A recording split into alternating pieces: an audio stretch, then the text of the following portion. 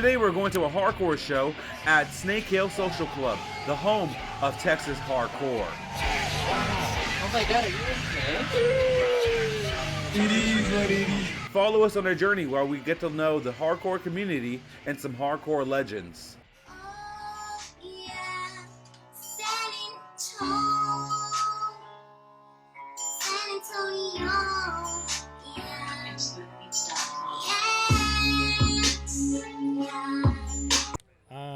My name is Anthony Williams, and I'm here to see a couple of my friends' bands. One of them's about to go on, Locust Abortion Technician.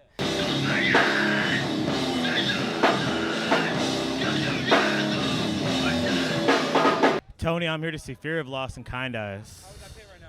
Slippery. Well, we may do. This is my first show.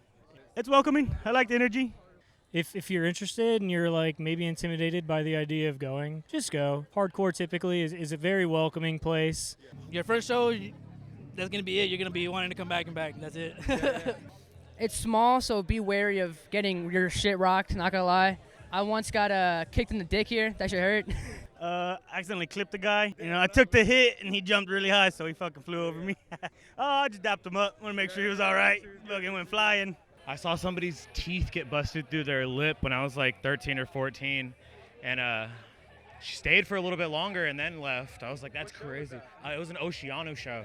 It was crazy. She just took one to the chin, bro, just like a fucking champ. I'm Dresden Carrillo. I'm here to see Locust Abortion Technician. Been on them since the day their demo came out on Bandcamp. What's going on? My name is Mick Schmeely. I'm here with the Cutthroats and Kindeyes on tour.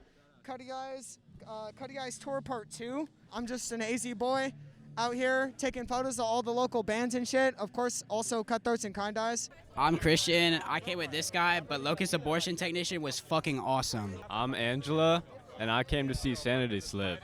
At first, it's a bit nerve-wracking. It's a big-ass crowd and just people just swinging on each other, but it grew on me. Shit, so my name is TJ. I'm with this nigga right here. I have no idea who like any of these bands are. I'm just here to tag along. My first show experience, this dude came into the pit and he was blind and started throwing around his walker. I remember my first experience. It was like a little dirty sewer. It was loud as fucking annoying though because it was a bunch of kids. I was at Tsunami and I got hit in the head like hella. My first show experience was in the tunnels with fire being thrown around everywhere, torches burning everything. It was really fun. Just stay in the back. If you don't want to get hit, just stay in the back. Start going in there, just fuck shit up. Go in there and be ready. Go to the mistake, and then then immediately after, take cover and swing back. If you're gonna hop in the pit, don't be a pussy. Just hop in that shit. But watch some videos, watch the local shows. Yeah, learn on guys. I low key, my 2 steps definitely bad because I just go for it.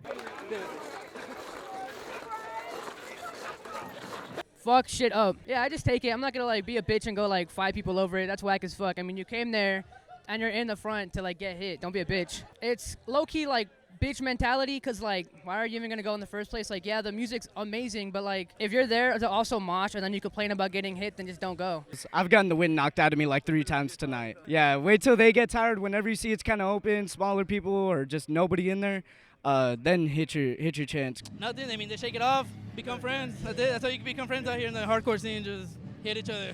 It's kind of a place for at least coming up for me, where people couldn't find another place to sort of fit in. That's where I found a community. That's where I found a family outside of my own family. Have respect for everybody, and don't fuck off and get too drunk or something like that. Especially if you're a kid. Definitely don't get drunk if you're a kid. Don't try to fit in with the other people. Just be your fucking self, dude. Trying to dress because somebody else dresses like that. Just fucking dress as you want to dress. Dress in your normal clothes. I think it depends where you're at, if you go to ACL and shit, maybe don't mosh as hard because not everyone there is to fucking be in the pit, But if you're at these, you should be prepared to get hit a little. Come on, right? Especially that close. I wasn't doing anything crazy, but I got kicked in the sternum, hit in the head, guy's armpit in my face. I think it's not for some people for sure, but if you want to do it, like, just throw yourself into it. Like, everyone looks kind of silly when they're moshing. So, like I showed my brother a photo of my homie moshing, and he was like, is he stimming?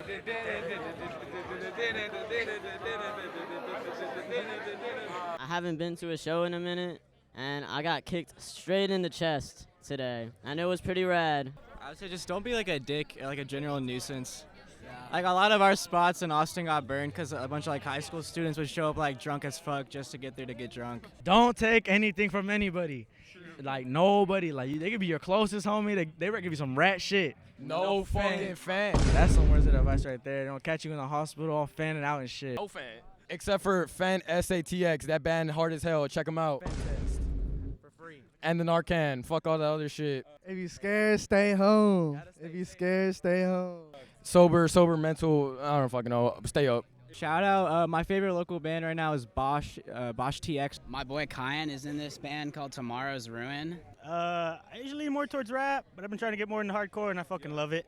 Fucking K-Dot, fuck Drake. Not like us, I fucking loved it. It's fucking hard. Just he's not like us. Shout out Razor Wrist. Shout out Razor Wrist on God. Check this out. Fucking new slam metal. That shit gonna come out hella soon. Some hardcore scenes are a bit more volatile than others. In AZ, where I'm from, they throw down really hard and really rough. Other scenes I've been to, they're pretty soft with their moshing and stuff like that. Very respectful. Phoenix, Arizona. I'm not from Phoenix, but like that's like the big hardcore scene in AZ. It's really hard for venues to stay around there because of how punk those guys are. They go punk all the way, you know what I mean? They go in there and they destroy stuff like. All ages. Well, because I can go to those. It always is waxing like underage people, like not I don't go fuck if they're drinking, but like when they get too fucked up and they can't do anything. I think it's going in a good direction. You know, you're starting to see more like a wide spread of people showing up to shows. You know, like before COVID, like it was always just like men at shows all the time, and now we have more like females and other people. And honestly, it was just like keeping shit in check, making sure like checking people. I like when places will pat you down to make sure you don't got anything on you. Like somebody like throwing up like violently at a show one time, and I just couldn't do shit to help them. Last night we were at a show and 3 fights broke out at the same time. Everything the whole night was chill, and then just like fights broke out all at once during the same song. What happened? Like, yeah, the thing that sucks about fights at a hardcore show though is like people tend to leave after that, you know.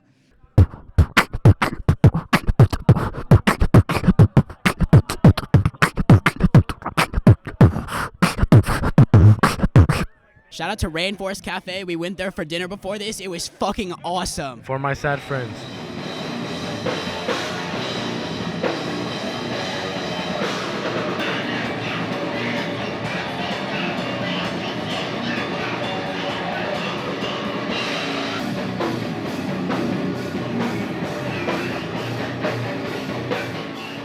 Let's catch up with some of the vendors and see what's going on here.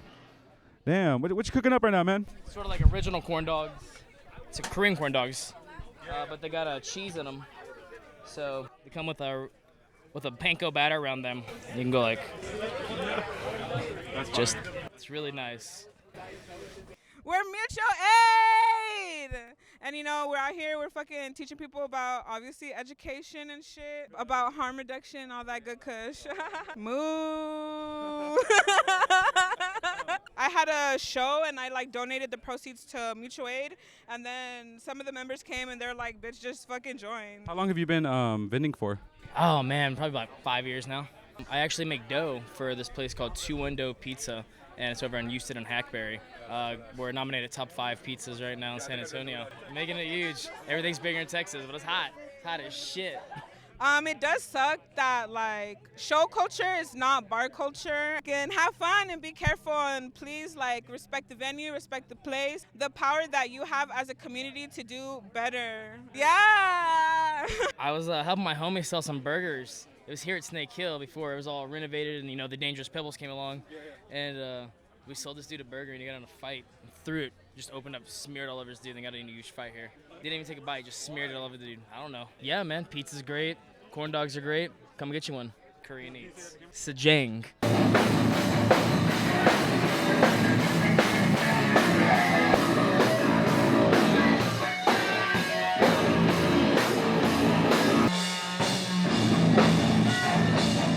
Hey, What's up? We're kindeyes from Sacramento, California. It's been a pleasure. Different scenes, experiencing different scenes. We experienced Corpus Christi the other day. That was dope. Shout out Caliber. Shout out Tarnish, pop punk band from Sacramento. And we got the art done by Mr. John Mayo. He's a pretty prominent like hardcore artist. And then we have a homie in Salt Wound. Oh, I forgot. Shout out Salt Wound. Yeah, he's done a couple of our designs.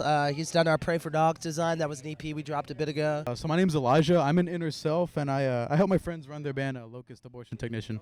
Yeah, I feel like with the age of the internet, everything's become a lot more accessible, for better, for worse.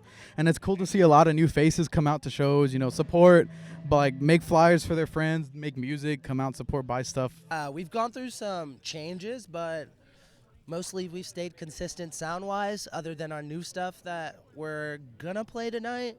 It's way more riffy. It is, yeah. It's more of a mature sound.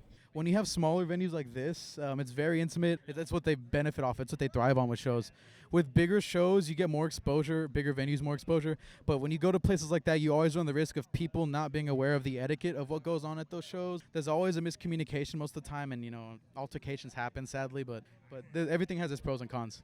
It's been like a 3-week tour. Just hot, dog. It's just hot. Yeah, we don't have no AZ. No, we got fans, though. We got fans.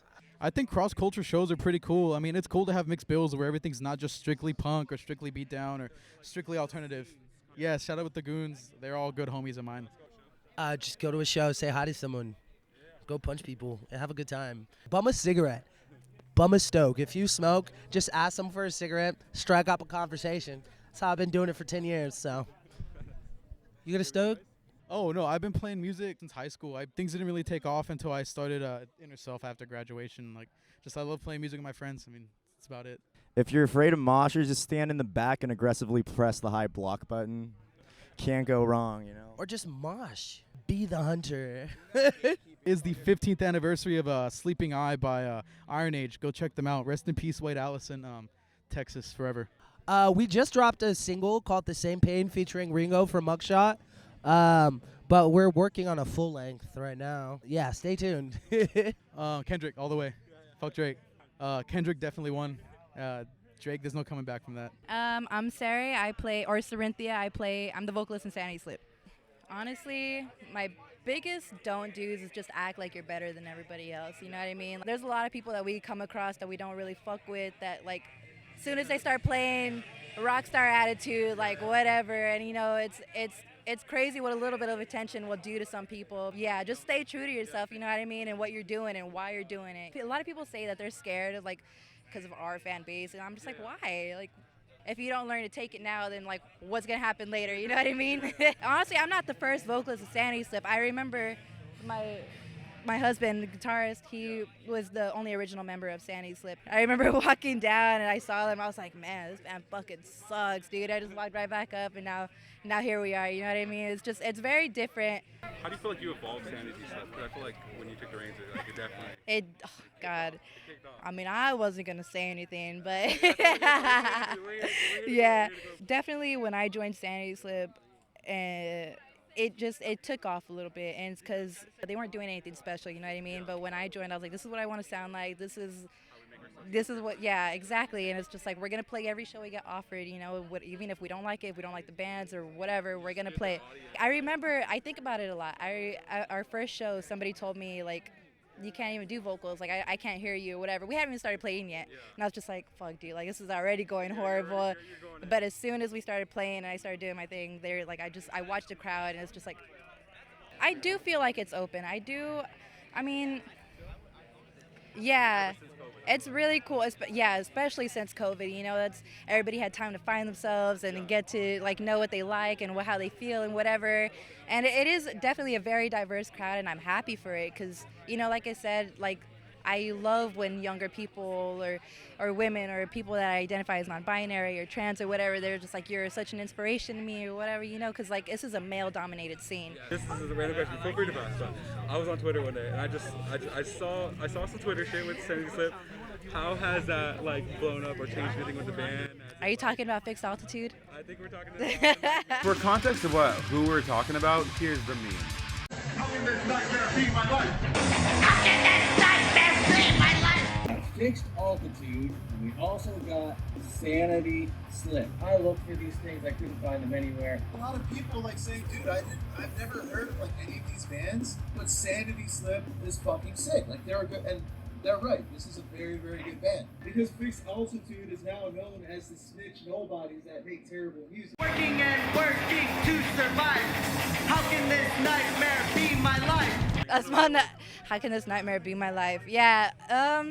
So okay, I'm gonna say this. Fuck the cease and desist. The vocalist of that band is a pedophile, and I called him out for it, and that's where this whole thing came from. I just didn't know that this band was gonna call the cops or whatever because I called them out for being fucking pedophiles. You know what I mean? Like, if anything, like, I think you should be the one, like, you should turn yourself in, you know? Like, I don't know what I expected doing that. Like, I know where Sanity Slip stands and where that band stands, and I knew what was gonna happen when I said what I said. But I just didn't expect it to blow up. But as far as Sanity Slip, the most we get is people coming up to us like, how can this nightmare be in my life? You know, like, it's just like, dude, shut up. Like, you Google Fixed Altitude and Sanity Slip and Fixed Altitude Beef pops up. They just released that song too. I don't know if y'all heard it. It's really bad. But they just released a song. How can this nightmare be my life, dude? What's up, you guys? It is the guy from the meme.